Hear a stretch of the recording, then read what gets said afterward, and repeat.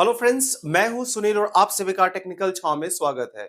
आज का ये मेरा वीडियो फर्स्ट वीडियो है मेरे चैनल टेक्निकल छाव पर। इस वीडियो के माध्यम से मैं सिर्फ आप लोगों को ये कहना चाहता हूं कि अगर आप लोग यूट्यूब चैनल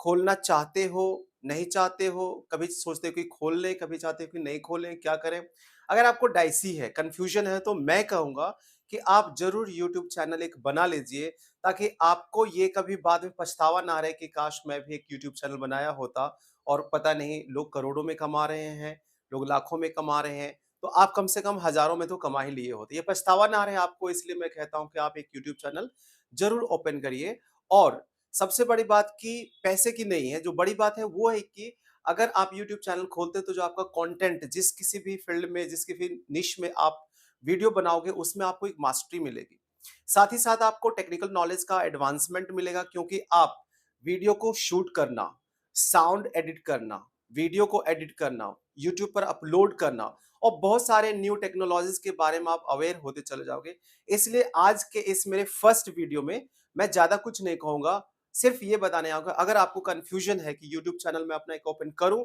या नहीं करूँ, तो मैं कहूँगा बेझिझक एक यूट्यूब चैनल बनाइए।